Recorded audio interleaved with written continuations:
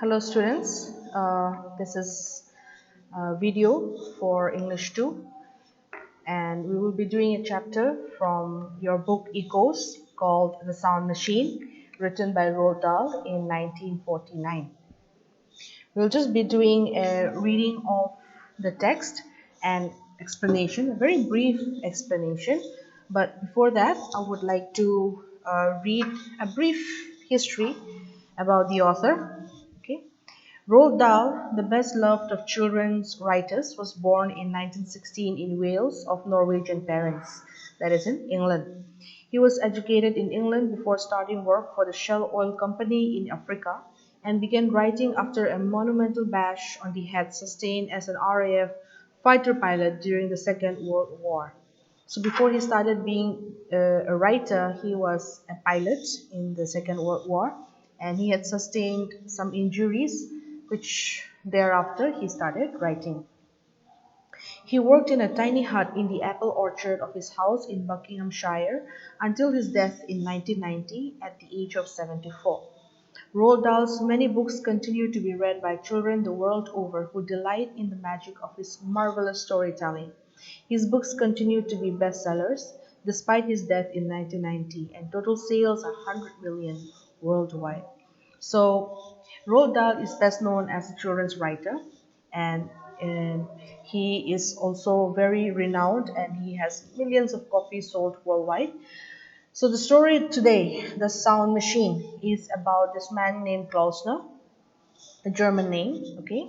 And the character displays a very strange, queer nature wherein he mixes reality with imagination. And it also talks about how far human can go, how far a person can go in thinking beyond what is real, all right? And also uh, whether that imagination or whether that illusion is actually a far greater idea of discovering something that is never been known to man before. So the sound machine, it talks about a machine, okay, which deals with sound, and how Klausner uh, he kind of experiments, okay, with the different theories that is in his head. In fact, there's only one theory, but then there are many others which we will see into it in very much detail. So shall we start? It was a warm summer evening, and Klausner walked quickly through the front gate and around the side of the house into the garden at the back. He went on down the garden until he came to a wooden shed, and he unlocked the door, went inside, and closed the door behind him. The interior of the shed was an unpainted room. Against one wall on the left there was a long wooden workbench, and on it, among a littering of wires and batteries and small sharp tools, there stood a black box about 3 feet long, in the shape of a child's coffin. So Klausner walks from the front door to the back door, okay, towards the gate, and he goes around the house. All right. So I need you, boys and girls, to use your imagination here, since this is clearly a very much detailed description of how the background, how the setting is. So there is a house, okay, it's a very warm summer evening.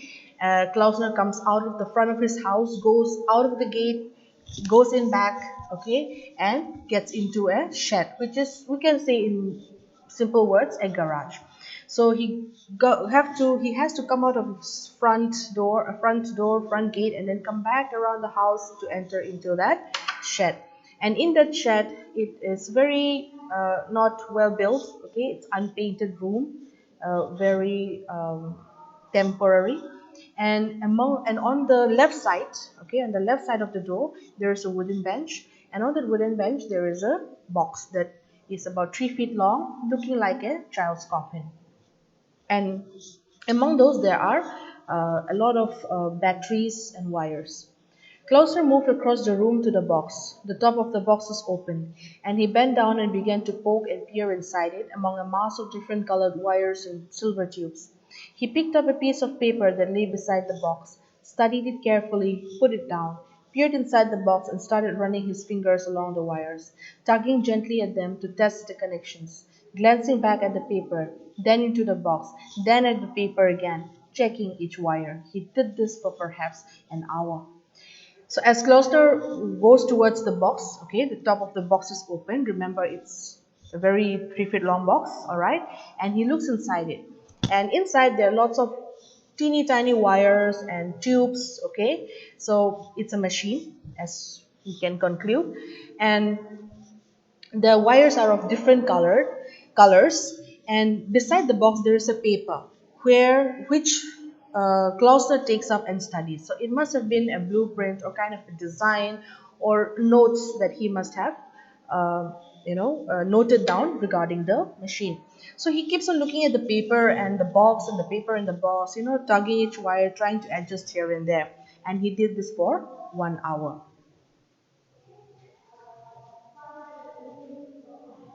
Then he put a hand around to the front of the box where there were three dials, and he began to twiddle them, watching at the same time the movement of the mechanism inside the box. All the while he kept speaking softly to himself, nodding his head, smiling sometimes, his hands always moving, the fingers moving swiftly, deftly inside the box, his mouth twisting into curious shapes when a thing was delicate or difficult to do, saying, "Yes, yes, and now this one. Yes, yes, but is this right? Is this where my diagram? Ah, yes, of course. Yes, yes, that's right. And now, good, good. Yes, yes, yes." His concentration was intense. His movements were quick. There was an air of urgency about the way he worked, of breathlessness, of strong, suppressed excitement. So here, Klausner was so into his work that he started speaking to himself. Okay, so we can imagine this like a kid who is playing with his toys, and for example, like girls playing with dolls or boys playing with their trucks. Okay, it's a toy truck, and as you drive around or as you change, you talk to yourself and you whisper to yourself, "Oh, this will be good this way. I will do it like this. Oh no, I should be doing that." So Klausner was so much into his machine that he started talking to himself, and also at the same time he made faces. Okay, whenever the wires were twitchy or bendy, he would like make various curious face on his mouth. So he was very quick, very intense. All right, he just forgot about whatever was happening around him and concentrated on his machine. Suddenly, he heard footsteps on the gravel path outside, and he straightened and turned swiftly as the door opened, and a tall man came in. It was Scott. It was only Scott, the doctor. "Well, well, well," the doctor said. "So this is where you hide yourself in the evenings?" "Hello, Scott," Klausner said. "I happened to be passing," the doctor told him, "so I dropped in to see how you were. There was no one in the house, so I came on down here. How's that throat of yours been behaving?" "It's all right. It's fine. Now that I'm here, I might as well have a look at it." "Please don't trouble. I am quite cured. I am fine." The doctor began to feel the tension in the room. He looked at the black box on the bench. Then he looked at the man. "You've got your hat on," he said. "Oh, have I?" Klausner reached up, removed the hat, and put it on the bench. The doctor came up closer and bent down to look into the box. "What's this?" he said. "Making a radio?" "No, just fooling around. It's got rather complicated looking innards." "Yes." Klausner seemed tense and distracted. "What is it?" the doctor asked. "It's rather a frightening looking thing, isn't it?" "It's just an idea." "Yes, it has got to do with sound, that's all." "Good heavens, man! Don't you get enough of that sort of thing all day in your work?" "I like sound." "So it seems." So here, this conversation, okay, it's between the doctor and Klausner. All right, the doctor's name is Scott. He comes in, and then he comes in just for not it's a very casual checkup, okay, because he had been worried about his patient, obviously. So he said, "I was passing by and I just thought maybe I will just check up on you. How is the throat of yours?" And Klausner was trying to say, like, he was very polite enough to say that he was busy with something, but at the same time, he did not want to drive away the doctor. So he said that, "Well, I am fine. You don't need to do any checkup. If I need, then I will come to you," and so on and so forth. Okay, so he said that it is fine. He doesn't need any checkup. Then the doctor started to feel tension in the room. He started to feel that there must be something like that Klausner is so worried about. So he said that, but your hat is still on. You did not put down your hat. And Klausner suddenly reached up to his hat and he was like, oh yes, I did not put down my hat. So this itself was a sign that Dr. Scott could conclude that Klausner is not in his right mind, maybe because uh, who wears a hat inside the house or inside a room. So here Klausner removed the hat and put it down, and the doctor came up closer, looked into the box and said, what is this? What are you making? Are you making a radio? Because it has a lot of wires and tubes and all these things. It must be a very tough thing to work on. Then Klausner, trying to be very casual about it, said, "No, it's nothing. It's just an idea. It's just an experiment with sound. That is all." And doctor says, "Well, you get a lot of sound in your office work. Isn't that enough? Why do you come here and work with sound again?" He says, "I like sound." Klausner says, "I like sound." So the doctor said, "So it seems." The doctor went to the door, turned and said, "Well, I won't disturb you. Glad your throat's not worrying you anymore." But he kept standing there looking at the box, intrigued by the remarkable complexity of its inside, curious to know what this strange patient of his was up to. "What it's really for?" he asked. "You've made me inquisitive." So the doctor, after he said, "Okay, fine, I will not disturb you, I will go," he said, "Goodbye." But then he stood at the door and he just could not go. He was already interested, he was already hooked into the idea, the theory that his patient had. So he said that, "Well, you just need to tell me. I cannot go without knowing what are you really working on. So please tell me." Klausner looked down at the box and then at the doctor, and he reached up and began to scratch the lobe of his right ear. There was a pause. The doctor stood by the door, waiting, smiling. "All right, I'll tell you if you're interested." There was another pause, and the doctor could see that Klausner was having trouble about how to begin. So the doctor just stood there, okay, smiling, and was like, "Just tell me, what is it? I am already interested in what you're making." And so Klausner said, "Okay, fine, I'll tell you if you're really interested." But he just could not start telling him, okay, because it was something that he had not told anybody perhaps, or maybe because he thought that maybe doctor will find him, a little bit crazy for thinking such kind of things, but he just could not start telling him. However, the doctor just stood there patiently, smiling, waiting for Klausner to tell him his theory. He was shifting from one foot to the other, tugging at the lobe of his ear, looking at his feet, and then at last slowly he said, "Well, it's like this. The theory is very simple, really.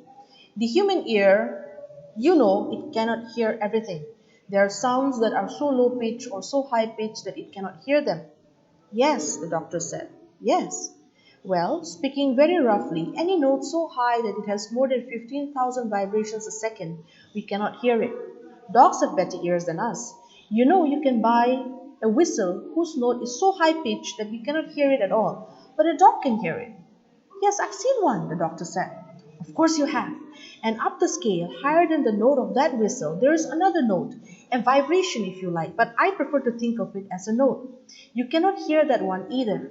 And above that there is another, and another rising up the scale forever and ever and ever, an endless succession of notes, an infinity of notes. There is a note, if only our ears could hear it, so high that it vibrates a million times a second, and another a million times as high as that, and on, higher and higher as far as numbers go, which is infinity, eternity, beyond the stars."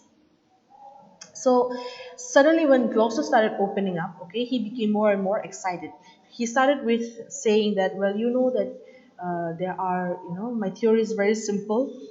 It's just that there are sounds, but we cannot hear every sound. A human ear cannot hear every sound, which is a universal truth." So he said that, "I believe that there are sounds beyond the human ear that are, that have notes." Okay, and he started explaining, saying that uh, their notes are so high that there are about 15,000 vibrations a second. Now, if you remember your physics class, okay, sound travel by wavelengths, and there are examples of given like a guitar string. or a thread, or even if you take a rubber, a rubber band, a thin rubber band, you stretch it and you give a teeny tiny pressure on it and you release it, the rubber band vibrates. So that vibration produces sound. Okay, a little physics class in there.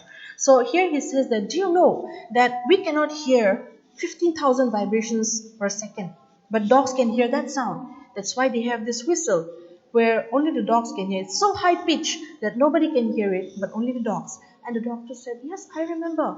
Yeah, I know there are those kind of whistles. Then Klausner said, of course you know that. And imagine up higher than that note of that whistle, there's another note, a vibration if you like, but I would like to call it a note. So he says that those are called vibrations in physical terms.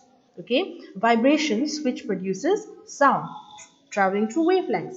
So, but I believe that there are higher vibrations, not just 15,000 per second. Now, I really need you to use your imagination here, boys and girls. When I say 15,000 per second, you have to think of a second. Okay, in a clock there are seconds. So in 1 second, tuck 1 second, there is 15,000 vibration. So Klausner says, I believe that there are higher vibrations, not just 15,000. Okay, it can go up to 20,000 or something. And these, I prefer to call them as notes.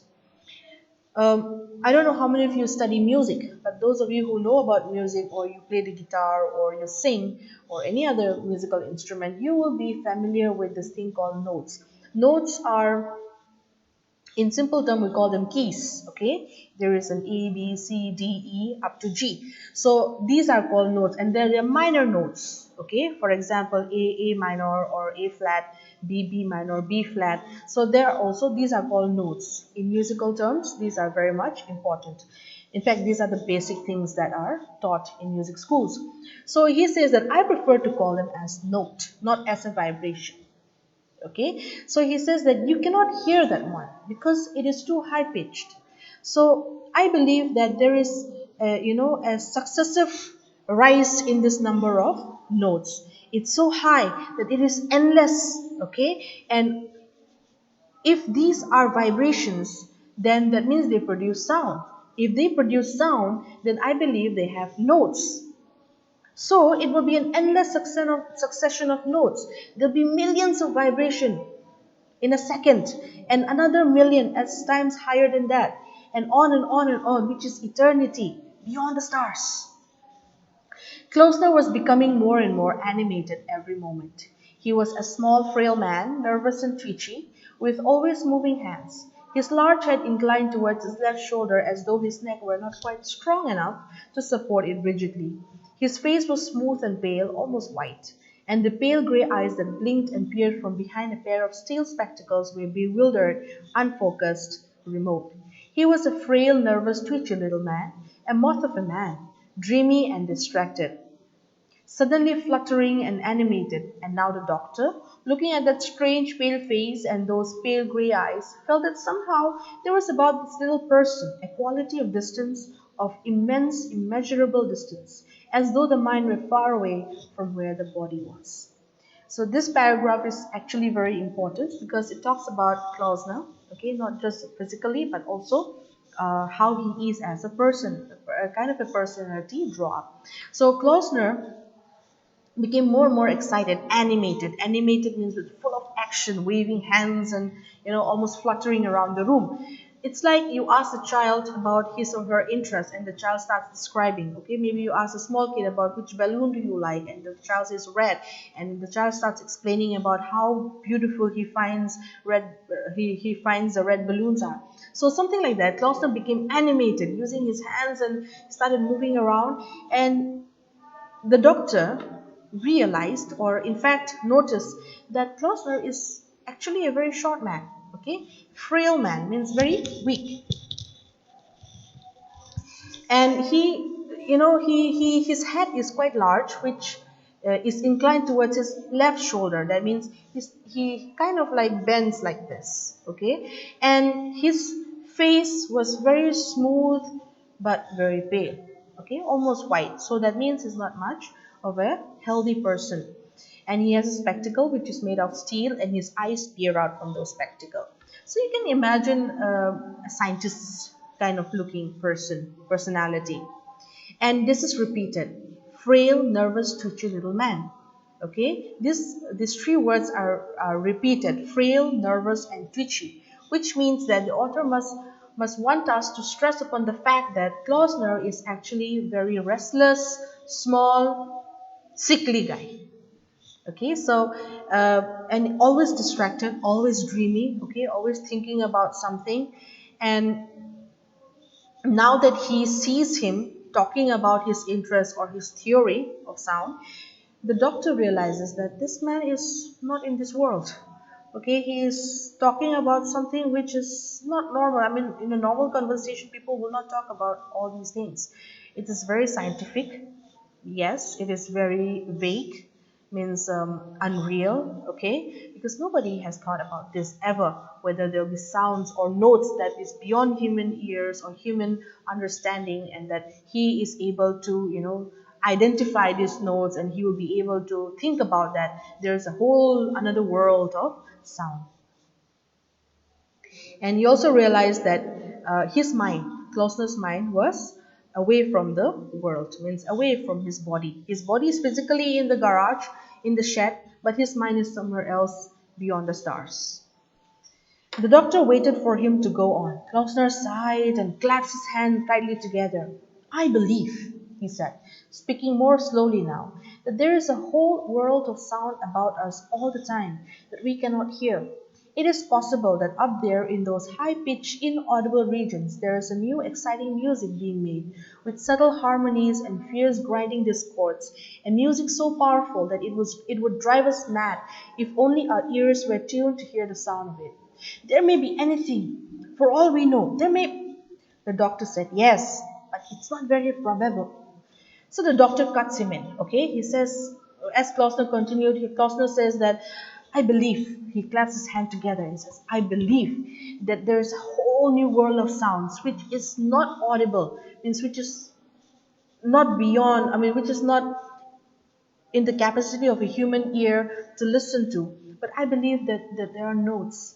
And if these notes are present, then I'm sure there are music. Okay, exciting music, he says, with harmonies, that means melodious sound that is uh, fierce grinding discords. That means he says that with have you seen a music sheet? Okay, if you have seen a music sheet, you can see there are lines, right? And on those lines, there are those notes that are being drawn, some circle dots, and some are with that S-shaped thing, and all those things. So he says that I'm sure that there's a music around us, exciting music, harmonies that is so powerful that it would drive us mad if we could only hear them. But the fact is that we cannot hear them. But there may be. But the doctor said, yeah, but I don't think that's possible. Okay, so the doctor chooses to disagree with Klausner.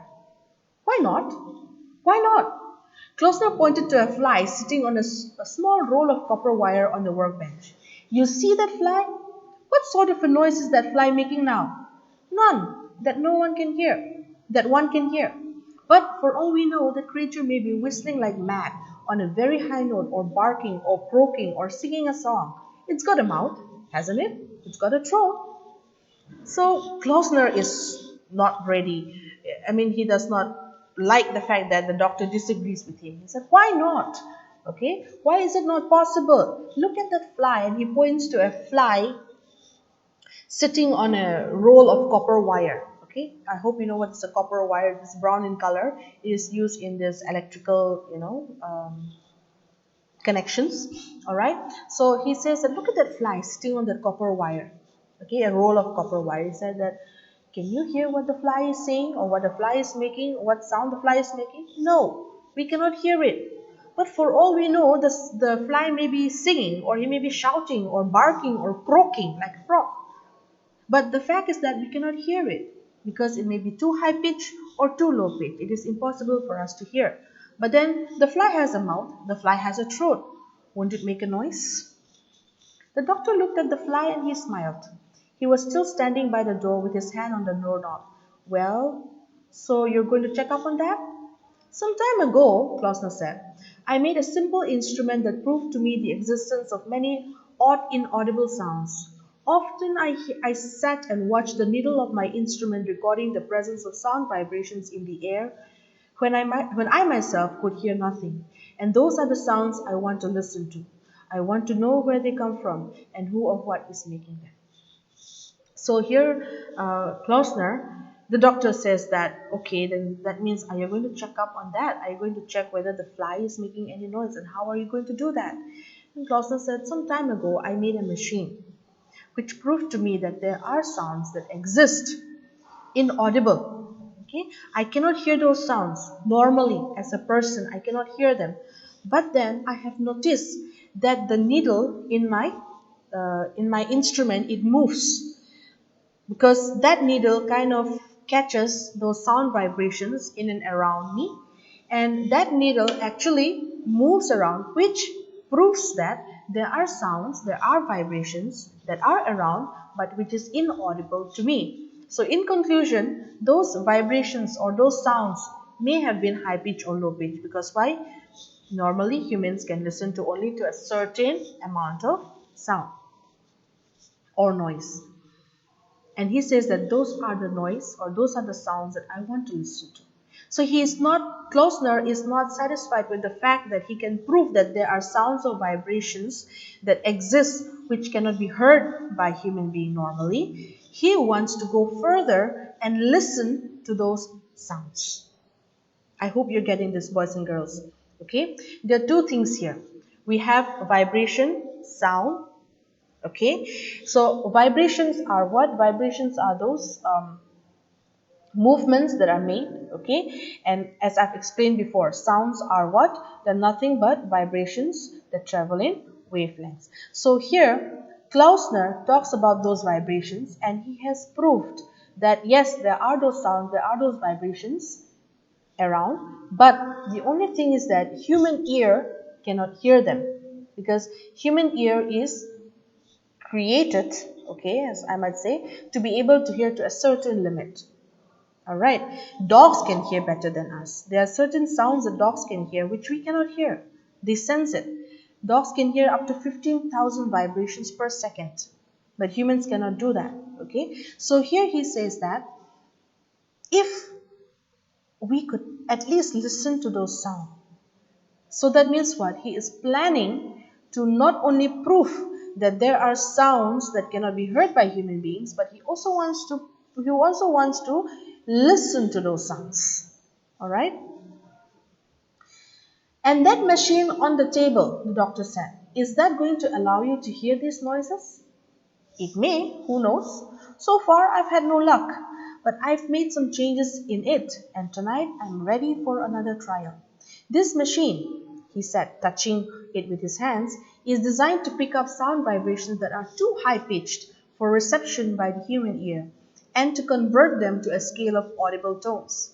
I tune in it almost like a radio. How do you mean? Says the doctor. It's not complicated.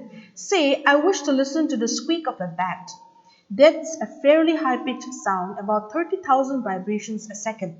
The average human ear cannot quite hear it. Now, if there were a bat flying around this room and I tune it to 30,000 on my machine, I would hear the squeaking of that bat very clearly. I would even hear the correct note, F sharp or B flat or whatever it might be, but merely at a much lower pitch. Don't you understand? The doctor looked at the long black coffin. And you're going to try it tonight? Yes. Well, I wish you luck. He glanced at his watch. My goodness, I must fly. Goodbye, and thank you for telling me. I must call again sometime and find out what happened. The doctor went out and closed the door behind him. Okay, so the doctor, finally understanding what Klausner is up to, says that, okay, so you mean that you're trying to prove that with your machine out there, that machine is going to help you? He says, it may help me, I don't know. So far, I have had no luck, but I have made some changes in the wires. Remember, he was very busy with it. So he said that I'm going to try it again tonight, and I'll see whether I can hear those sounds or not. And I designed this machine in such a way that it will capture those high-pitched vibrations, okay, those high-pitched sounds, and those sound vibrations will be converted into audible sound. And it's like a radio. I will just convert it and then I'll be able to listen to it. And it's not complicated. For example, I want to hear a bat. You know what is a bat? The flying mammal. Okay. So suppose I want to hear a bat. Now we know that we cannot hear the bat sound because their pitch is very high. It's inaudible to human ear. But I know that bats make sound with 30,000 vibrations per second.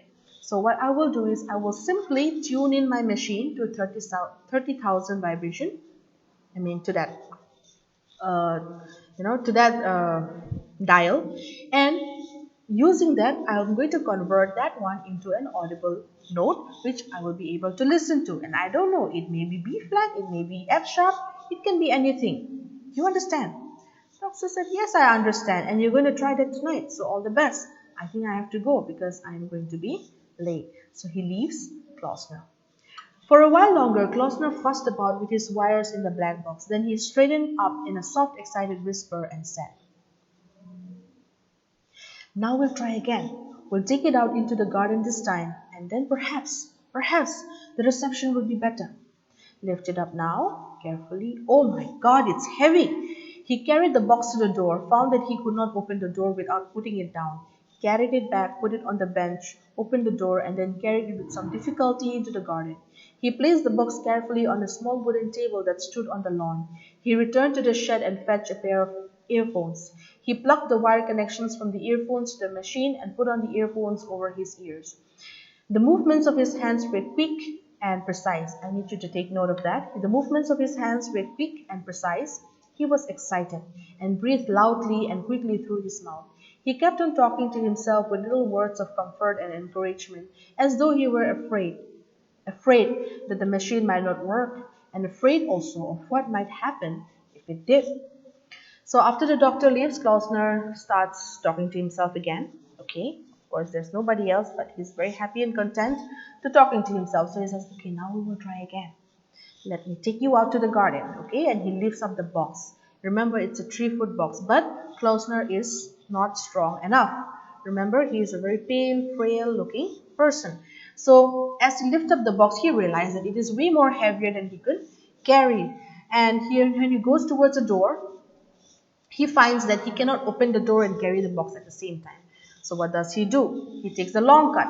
Okay, so he goes back on the table, puts his machine on the table, goes to the door, opens the door of the shed, comes back, takes his machine out to the garden, put on a wooden bench, and he comes back and collects his earphone. And as he came back, all right, he plugs the wire connections from the earphone into the machine.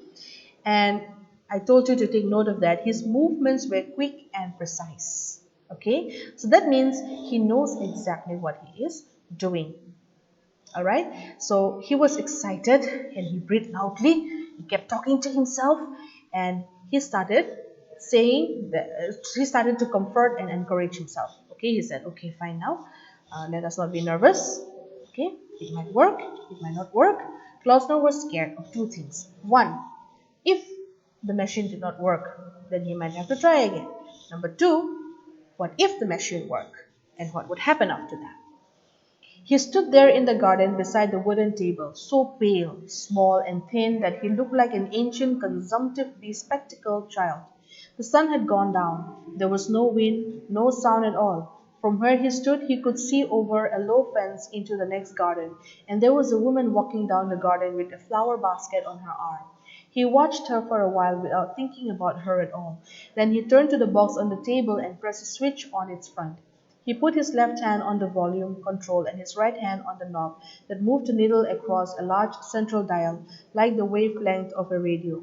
The dial was marked with a number of a series of bands starting at 15,000 and going up onto 1,000,000. So here, what Gloucester did, he stood in the garden, okay, and he looked around. And if you can use your imagination, Klausner looked like a child. Okay, he looks like a child standing, looking so ancient. Okay, but looking so old, consumptive. That means very sickly. Be spectacle. That means with a with a spectacle. And remember, his spectacle is made out of steel. Yes. So He waited, all right? The sun had gone down, it was becoming dark, there was no wind, no sound at all. And he looked around and he could see beyond his fence, okay, beyond his garden boundary, that there his neighbor, she's going down to her garden with a basket, maybe to collect flowers and vegetables. So he waited, and then he started putting his left hand on the volume control, all right, and his right hand on the knob that moved a needle. Now, remember, his box had three dials. Okay, I hope you know what's a dial. A dial is like a clock.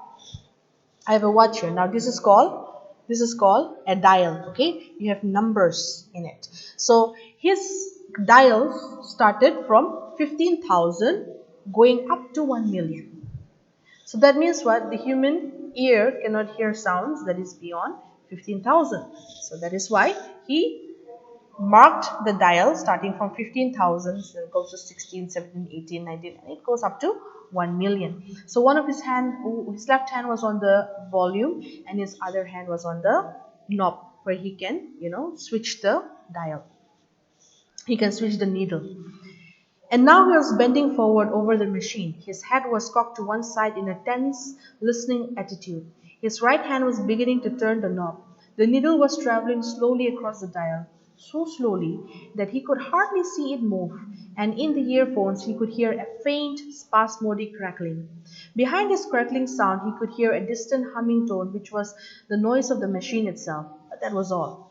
As he listened, he became conscious of a curious sensation, a feeling that his ears were stretching out away from his head, and that each ear was connected to his head by a thin, stiff wire, like a tentacle, and that the wires were lengthening, that the ears were going up and up towards a secret forbidden territory, a dangerous ultrasonic region where ears had never been before and had no right to be. He bent over the machine, okay? So, imagination here again, okay, boys and girls? So, imagine Klausner in his garden with the 3-foot long machine on the wooden bench, all right? Earphones plugged in, connections all set. Left hand on the volume, right hand on the knob where the needle can move. So he starts listening. And at first, he could hear just a faint spasmodic crackling because he moved the needle very slowly. All right, he moved the knob very slowly that he could hardly see the needle move, but he wanted to capture any sound, all right, any vibration. So he started moving so slow that he could hardly see the needle move, at the same time with the volume getting ready to make it louder or lower. At the same time, we could hear the crackling and humming noise, the humming noise that came from the machine. Ooh, okay, and crackling was like in a radio. I don't know whether you have listened to a radio before. You can do that if you have a radio in your phone installed. All right, it's always inbuilt. So try listening to a radio. You can hear a crackling noise. Okay, that's the crackling noise that he can hear. It's because of the needle that is moving uh, from one point to the other. So behind that, he could not hear anything, and he became curious of some sensation. That means all his senses were involved. How many senses do we have? Not six. We have five senses. Okay, so his sense of sight, his sense of hearing, his sense of smell, his sense of touch. All right, even maybe his sense of taste was all alert right now. And at this point, his sense of hearing was more alert. So he became conscious of a curious sensation, such that he felt that his ear was stretching away from him. Okay, his ear was stretching away from him, from his head, and that each of his ear was connected to a wire, okay, in his head or with the machine. And then he felt that his ear was going up and up and up and up and up to an unknown territory, okay, where the territory is full of unknown sound, ultrasonic, okay, ultrasonic sound region where his ears had never been and they were not allowed to be, kind of an uncharted territory. The little needle crept slowly across the dial, and suddenly he heard a shriek, a frightful, piercing shriek, and he jumped and dropped his hands, catching hold of the edge of the table. He stared around him as if expecting to see the person who had shrieked. There was no one in sight except the woman in the garden next door, and it was certainly not she. She was bending down, cutting yellow roses and putting them in her basket. So as he felt his ears going up and up and up, okay, to a place where nobody has been before, no ears have reached before, he suddenly heard a shriek. Now, a shriek here means, I don't know whether you've watched horror movies or, um, okay, let me explain it in this way. A shriek is a sound that is made out of horror, pain, fear, and shock. Okay, horror, a mixture of sound made as a result of horror, pain, fear, and shock. So that is called a shriek. I hope you can understand that. All right. So he heard a shriek, a frightful, piercing shriek. So it's not just a normal shriek. It is a very frightful. That means a very, maybe a cry of pain or feeling of terror. Okay. Very very fearful shriek, and he jumped. He dropped his hands. Okay. His hands, remember, was one on the volume and one on the on the knob. But then he dropped his hands, and then he started holding the edge of his table. Okay, he held the edge of his table and he looked around and he waited for that person to show up, whoever made that shriek. But nobody was there.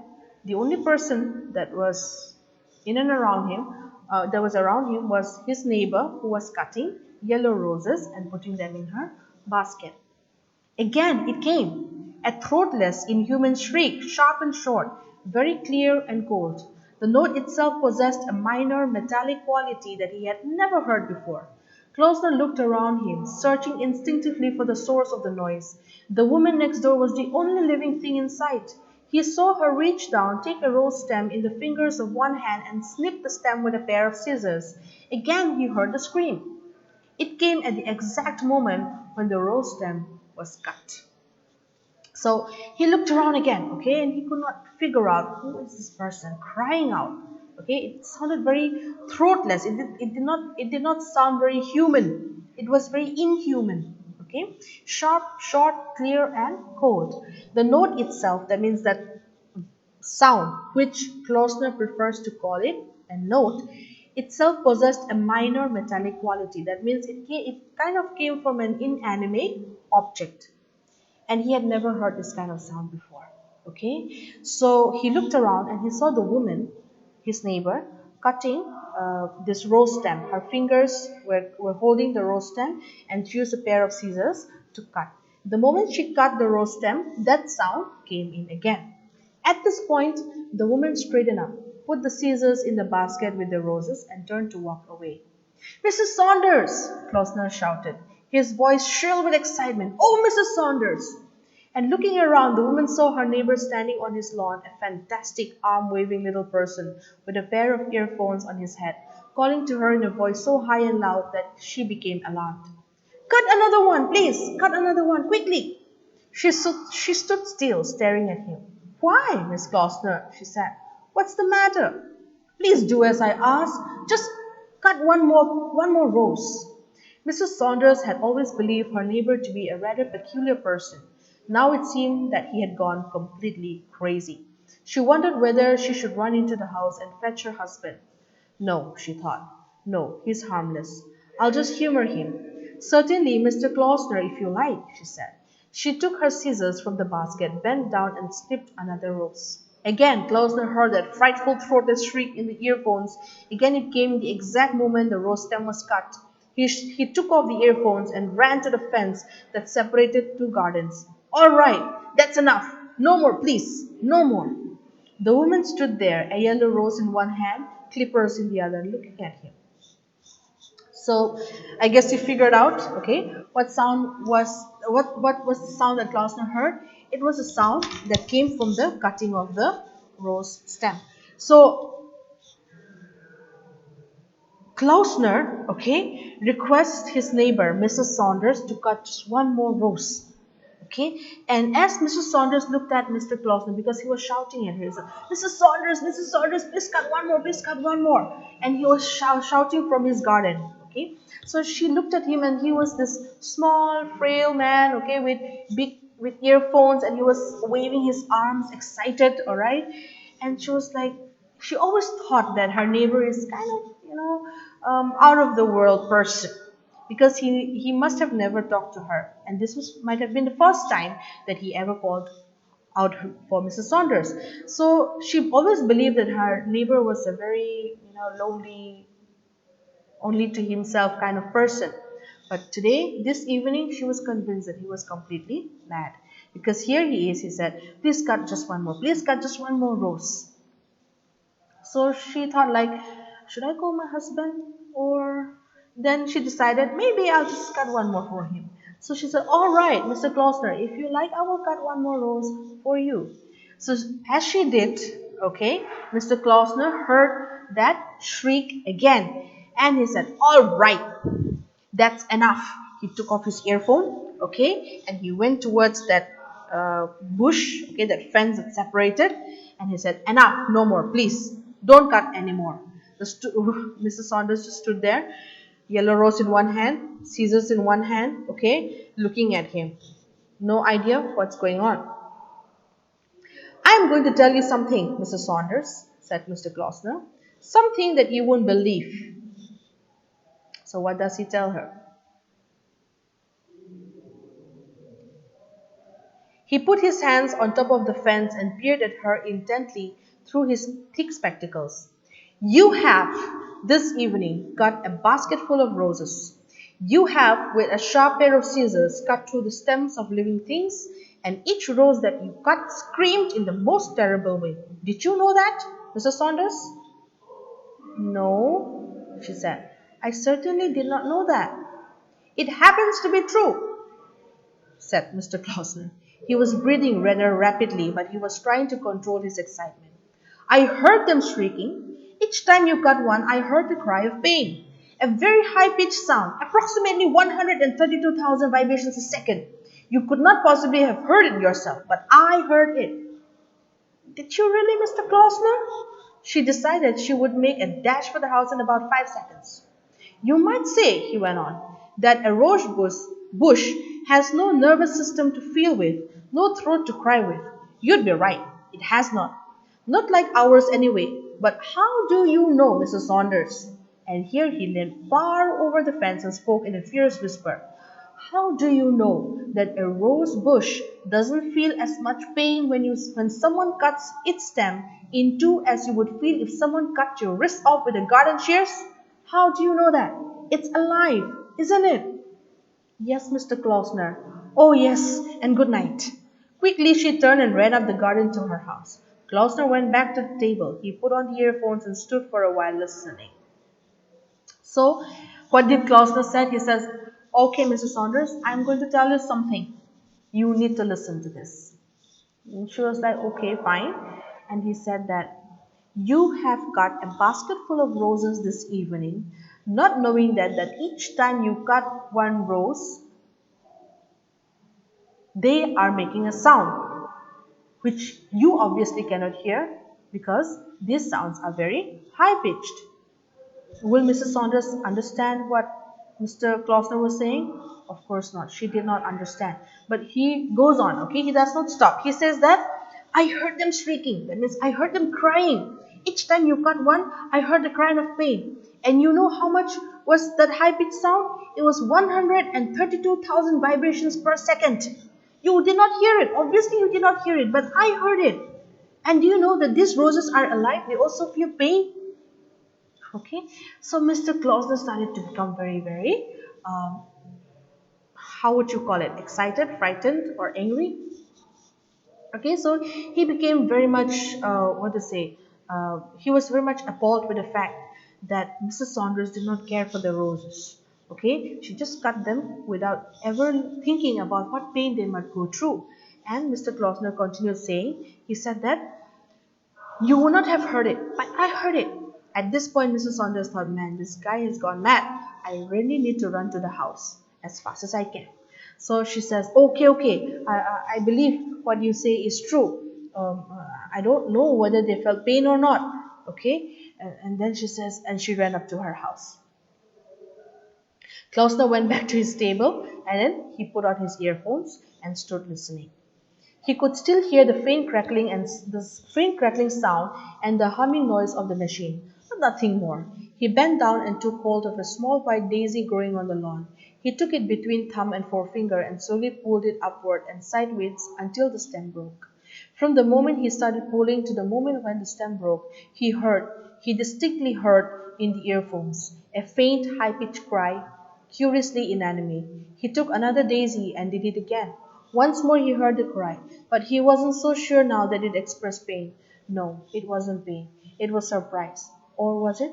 It didn't really express any of the feelings or emotions known to a human being. It was just a cry, a neutral, stony cry, a single emotionless note expressing nothing. It had been the same with the roses. It had He had been wrong in calling it a cry of pain. A flower probably didn't feel pain.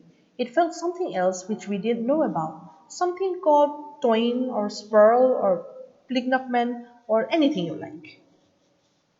So going back to his machine, all right, don't know what to do now because he just shouted at his neighbor, okay, and his neighbor got shocked, obviously, terrorized, ran up to her house, okay. He was lucky that she didn't call her husband though, and so he goes back to his machine, all right, puts on his earphone and looks around.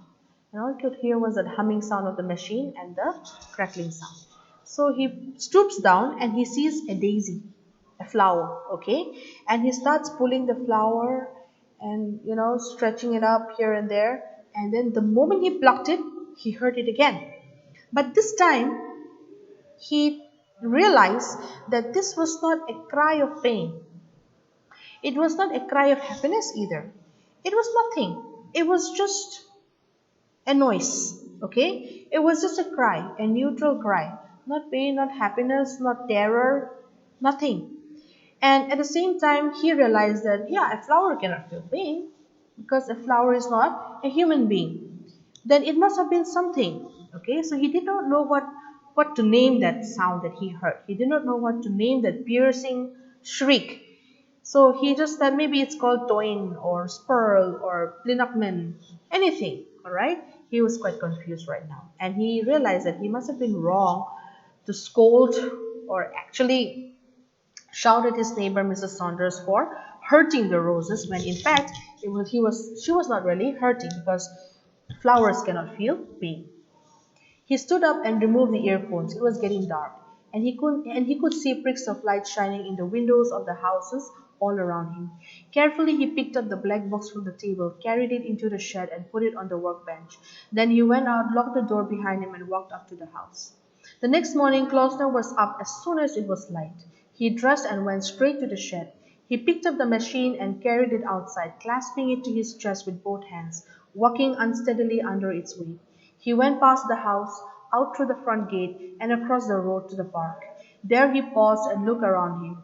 Then he went on until he came to a large tree, a beech tree, and he placed the machine on the ground close to the trunk of the tree. Quickly he went back to the house and got an axe from the coal cellar and carried it across the road into the park. He put the axe on the ground beside the tree. Then he looked around him again, peering nervously through his thick glasses in every direction. There was no one about. It was 6 in the morning. Okay, so after that evening, all right, the next morning he was up very early. Do you think Klausner slept? I don't think so he did. Because the next morning, as soon as it was light, that means not even when the sun came up, alright? Before the sun even came up, it was very early in the morning. He dressed, went straight to the shed, alright? Picked up the machine and carried it outside his garden, went past his house through the front gate and went across to the park. There he looked around him and then he came to a large beech tree. Beech trees are known to be very rugged and very sturdy trees. Okay, so he put the machine on the ground close to the tree and he went back to his house and got an axe. All right. I suppose at this point we all know what he is planning to do. So he got an axe from the storeroom, carried it across the road into the park, put the axe on the ground near the tree. He looked around him. There was nobody. It was only 6 in the morning. He put his earphones on his head and switched on the machine. He listened for a moment to the faint, familiar humming sound. Then he picked up the axe, took a stance with his legs wide apart, and swung the axe as hard as he could at the base of the tree trunk. The blade cut deep into the wood and stuck there, and at the instant of impact he heard a most extraordinary noise in the earphones. It was a new noise, unlike any he had heard before. A harsh, noteless, enormous noise, a growling, low-pitched, screaming sound, not quick and short like the noise of the roses, but drawn out like a sob, lasting for fully a minute, loudest at the moment when the axe struck, fading gradually fainter and fainter until it was gone.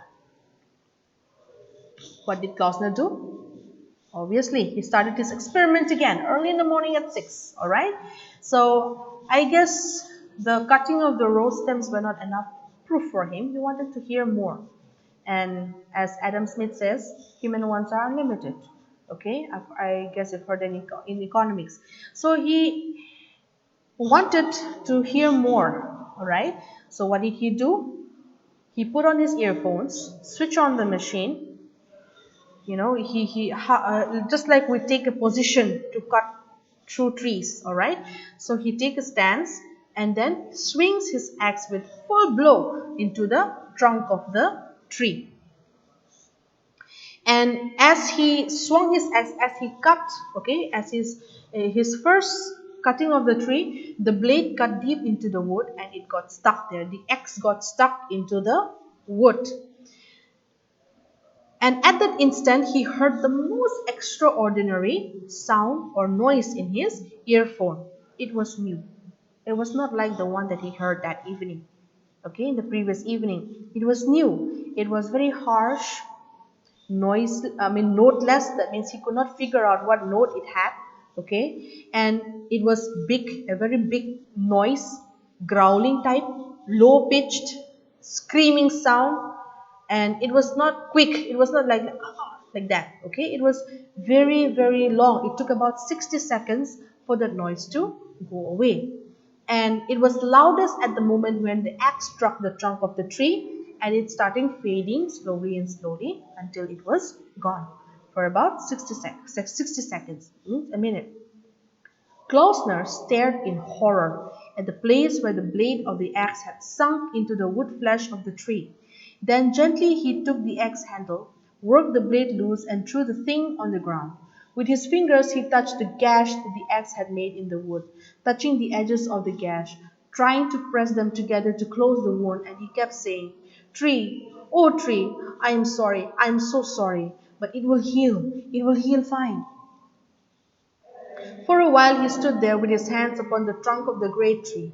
Then suddenly he turned away and hurried off out of the park, across the road, through the front gate, and back into his house. He went to the telephone, consulted the book, dialed the number, and waited. So, after hearing that new noise, okay, after cutting the tree trunk, and after hearing that new noise, Klausner just stood there staring at the tree, especially at the particular part where the axe had hit the trunk of the tree, at the wood flesh. Gently he took the axe handle, okay, and he pulled out the blade because the axe got stuck there. So he pulled out the blade, threw the thing on the ground, and with his fingers he touched the gash. And while touching it, he kept saying, I'm so sorry, but it will heal, it will heal. It will not be, you're not going to die. It's going to heal. And I'm so sorry that I cut you. And then after that, he stood for a while and suddenly decided to go back to his house, took out the phone, the phone book, and started dialing a number. And then he waited.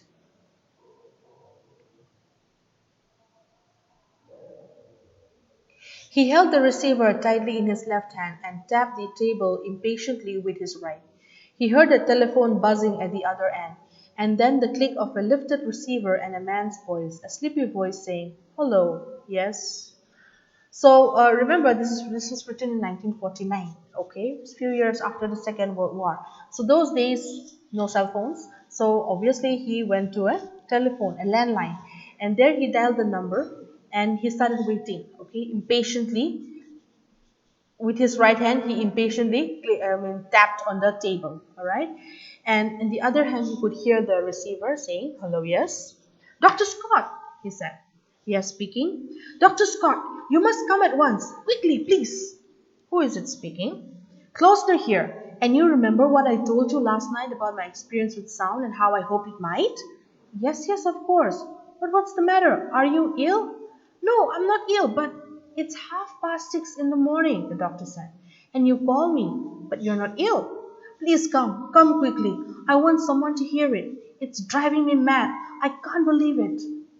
The doctor heard the frantic, most hysterical note in the man's voice, the same note he was used to hearing in the voices of people who called up and said, "There has been an accident, come quickly." He said slowly, "You really want me to get out of bed and come over now?" "Yes, now, at once, please." "All right then, I'll come."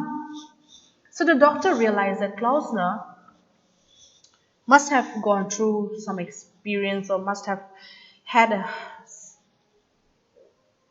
what to say, a life-changing moment maybe. Okay, because these kind of calls were made only by those people who had gone through accident, because Dr. Scott had never heard somebody crying so frantically, so frightfully over the phone. So he did not realize, he did not think that Klausner would call him at 6:30 in the morning and ask him to come to his house unless he was sick. So the doctor asked Klausner whether he was sick, but Klausner said, "No, I'm not. I'm fine. But remember about the sound machine that I told you? I want you to see something. Please come now." So it was kind of an emergency for Klausner, but for doctor it was hard to understand, because while Klausner was not sick, but he was in a hurry to let the doctor come to his house immediately. Klausner sat down beside the telephone and waited. He tried to remember what the shriek of the tree had sounded like, but he could not. He could remember only that it had been enormous and frightful, and that it had made him feel sick with horror. He tried to imagine what sort of noise a human would make if he had to stand anchored to the ground while someone deliberately swung a small sharp thing at his leg so that the blade cut in deep and wedged itself in the gut. Same sort of noise, perhaps? No. Quite different. The noise of the tree was worse than any known human noise because of that frightening, toneless, throatless quality. He began to ponder about other living things, and he thought immediately of a field of wheat standing up straight and yellow and alive, with the mower going through it, cutting the stems, 500 stems a second, every second. Oh my God, what would that noise be like? 500 wheat plants screaming together, and every second another 500 being cut and screaming. And no, he thought, I do not want to go to a wheat field with my machine. I would never eat bread after that. But what about potatoes and cabbages and carrots and onions? And what about apples? Ah, no, apples are all right. They fall off naturally when they are ripe. Apples are all right if you let them fall off instead of tearing them from the tree branch. But not vegetables. Not a potato, for example. A potato would surely shriek. So would a carrot and an onion and a cabbage. So we are right now into the thoughts, okay, into the mind of Klausner, because right now he's waiting for his friend, Dr. Scott, to arrive.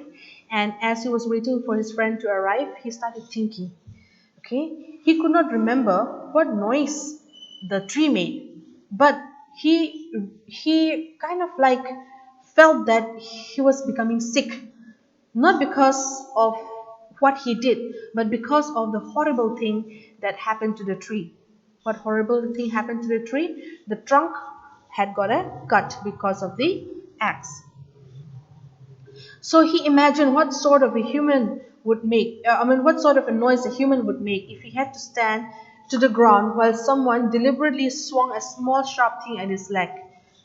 Okay, so he started imagining, what if humans are made to stand like the tree, and and have to cut their legs with an axe? What kind of sound would the human make?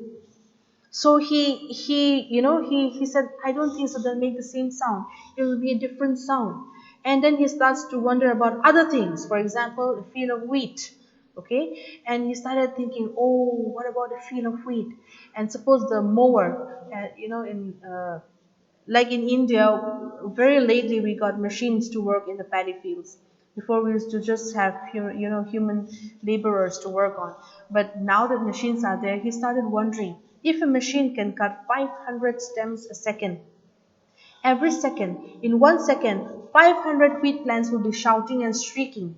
So every second there'll be, a continuous shouting and shrieking coming from the wheat stems. And he could not imagine. And then he said, no, no, no, I should not go to the wheat field with my machine because I will never be able to eat bread again. But what about other things? What about potatoes, cabbages, carrots, onions, apples? And then he made a conclusion that, well, apples, I don't think so they will make such sound. Because why? They will have to fall. Unless we pick up an apple from the tree, then I am sure they will not make such sound. But vegetables? No. Not a potato, for example, because a potato will surely shriek. So would a carrot, onion, and cabbage. He heard the click of the front gate latch and he jumped up and went out and saw the tall doctor coming down the patch, little black bag in hand. Well, the doctor said, well, what's all the trouble? Come with me, doctor. I want you to hear it. I called you because you're the only one I've told. It's over the road in the park. Will you come now? The doctor looked at him. He seemed calmer now. There was no sign of madness or hysteria. He was merely disturbed and excited. So the moment the front gate opened, okay, Klausner urges, okay, the doctor to come with him. He says, please come with me. I want you to hear it. I want you to hear it because you're the only person that I've told this about. And it's over there, over the road into the park. Will you come now with me? The doctor looked at Klausner and he was like, he looks much calmer now. He just looks excited and, disturbed. So I think I can go. They went across the road into the park, and Klausner led the way to the great beech tree at the foot of which stood the long black coffin box of the machine and the axe. Why did you bring it out here? The doctor asked. I wanted a tree. There are not any big trees in the garden. And why the axe? You'll see in a moment. But now please put on these earphones and listen. Listen carefully and tell me afterwards precisely what you hear. I want to make quite sure. The doctor smiled and took the earphones and put them over his ears. Klausner bent down and flicked the switch on the panel of the machine. Then he picked up the axe and took his stance with his legs apart, ready to swing. For a moment he paused. Can you hear anything? He said to the doctor. Can I what? Can you hear anything? Just a humming noise. Klausner stood there with the axe in his hands, trying to bring himself to swing. But the thought of the noise that the tree would make made him pause again. What are you waiting for? The doctor said. Nothing, Klausner answered. And then he lifted the axe and swung it at the tree. And as he swung, he could swear, he felt a movement of the ground on which he stood. He felt a slight shifting of the earth beneath his feet as though the roots of the tree were moving underneath the soil. But it was too late to check. So Klausner told the doctor to put on the earphones, okay, and then he said that I'm going to do it now, but I want you to listen. And after you hear that, whatever that you hear, please tell me exactly what did you hear. And the doctor said, okay, all right.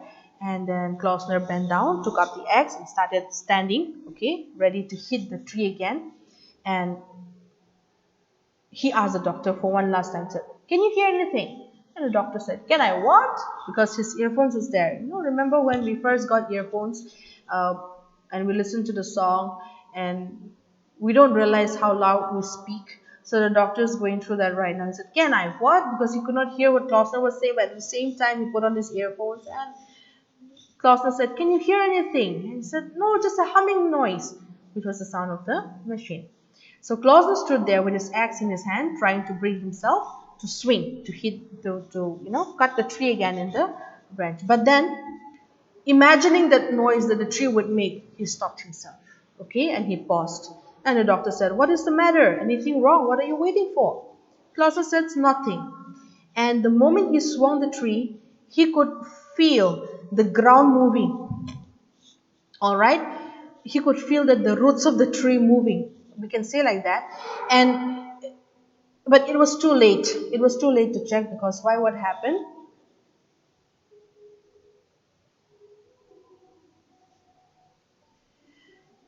The blow and the axe blade struck the tree and wedged deep into the wood.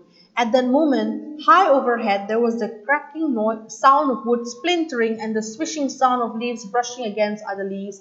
And they both looked up, and the doctor cried, "Watch out! Run, man! Quickly run!"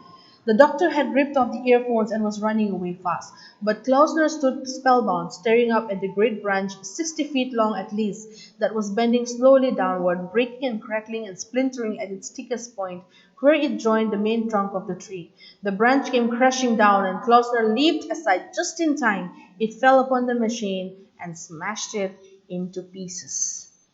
So when Klausner was about to hit, okay, the axe on the tree trunk, all right, he felt like there was some movement beneath his legs, beneath his feet, but it was too late already because why? As he hit the tree trunk with his axe, that at the same moment there was a cracking sound and the wood started breaking and then it started falling. At that same time the doctor looked up and he said, "Watch out, run away," because why? There's a branch falling on you. The doctor had pulled off the earphone and he was running away fast, but Klausner just stood there shocked.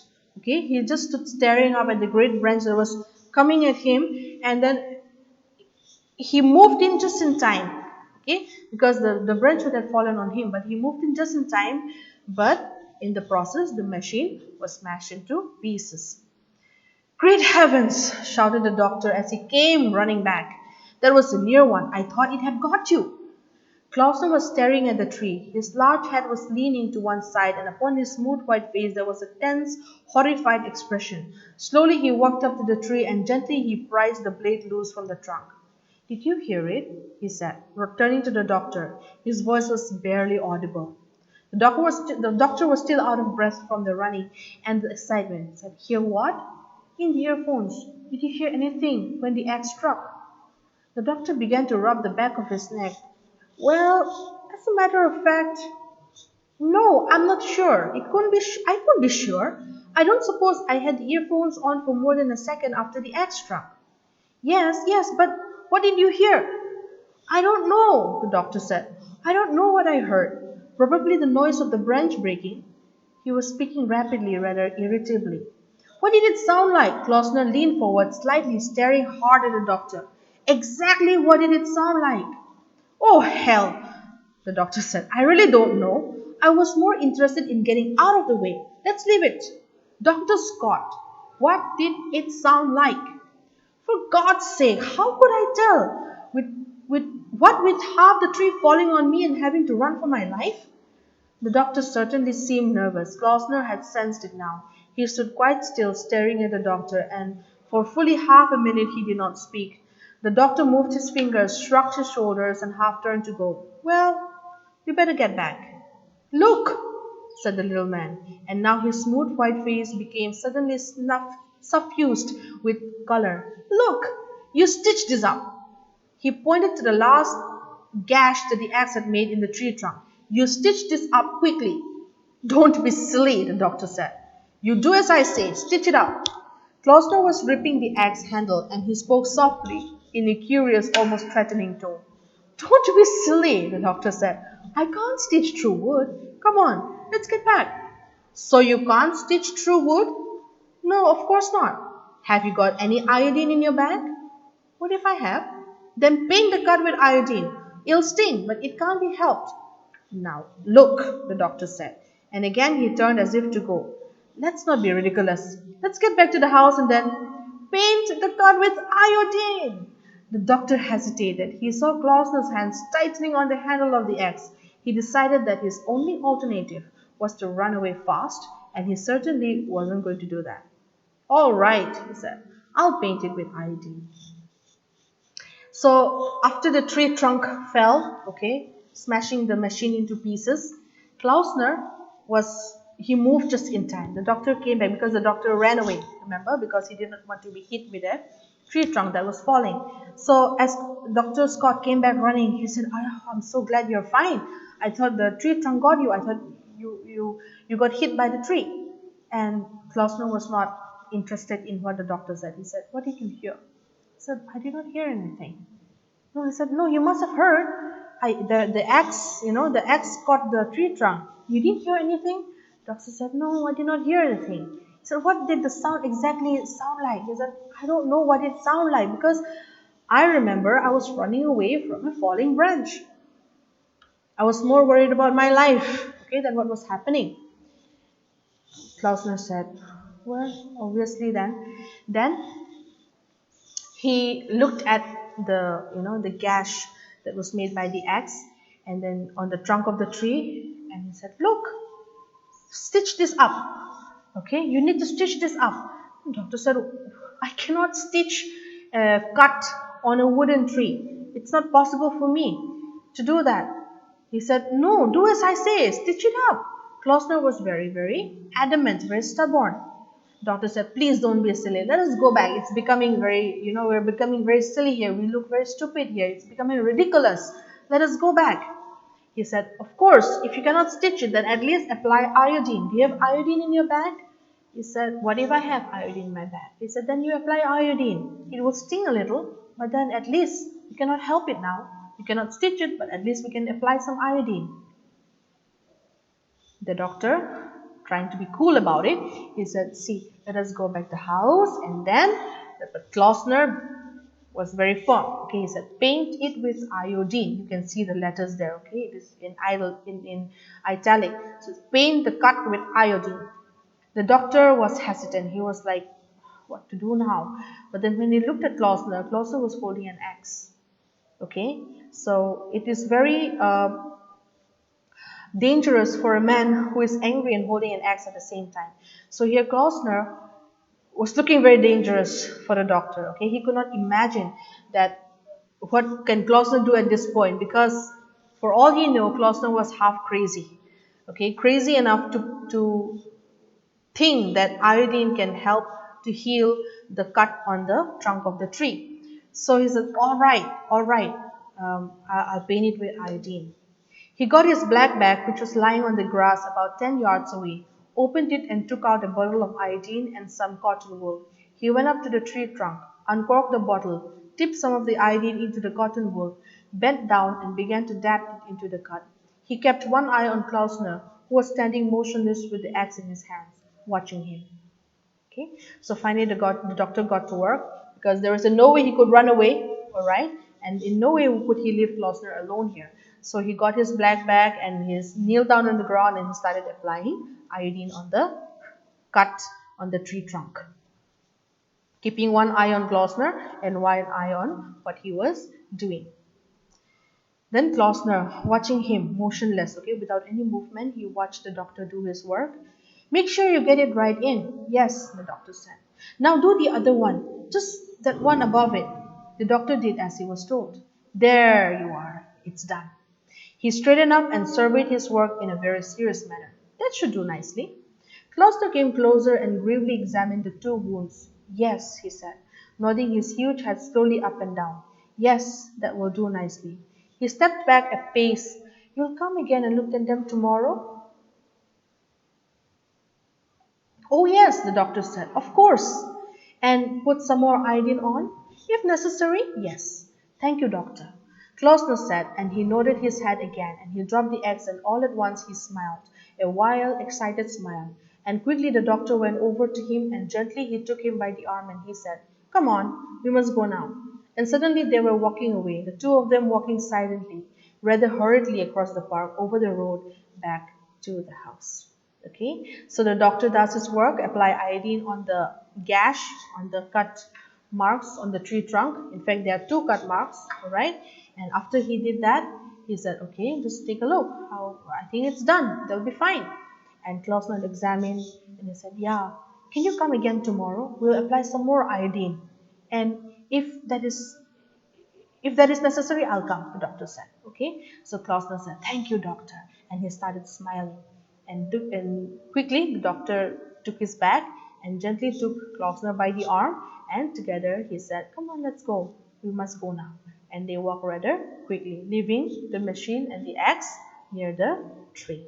So that is the end of the story. All right. I hope you understood it. I hope you liked it rather, because it is very interesting. Now, I'm sure there's a lot of things in your mind right now, and we will discuss this in the online classes that are coming up. All right. If you have any questions, you can WhatsApp. You have the link. You have the WhatsApp numbers. You can do WhatsApp those questions, which will be discussed in the online video. So, in conclusion, what do we learn from the story? We learn that, scientifically speaking, there may be sounds, okay, in the universe which we do not hear of, because like Klausner said about the fly or the bat, okay, there may be sounds, but this is a topic, this is an issue which has two sides, okay. Some of you may agree, some of you may not agree. Another point I want to bring to your focus is about the personality of Klausner, okay. um, his character is very quirky, it's very different, because he, although he can be called a scientist, but then at the same time, there are some things that he says and does that are quite inappropriate. So I want you to read your text, okay, which I will be sending in a PDF form. Please read your text, and in that, try to find out what are the different things, or what are the unusual things about this character Klausner. And also, we will be talking about the character of Dr. Scott, which is very important in the story because he's the one and only friend that Klausner has.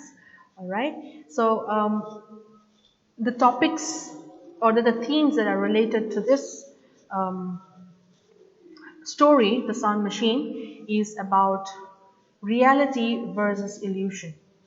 Okay, illusion here means imagination. So reality versus illusion, all right, and the obsession that a person can have on anything for that matter.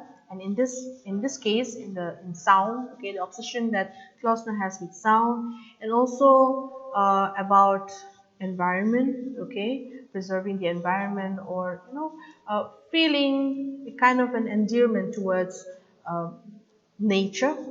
Okay, so these are certain themes, certain topics that will be touched upon on an online class. So I would like you students to not miss that too. And so far, at this point, we'll be winding up this video, and I hope you are safe and sound. Stay at home. Okay, see you next time.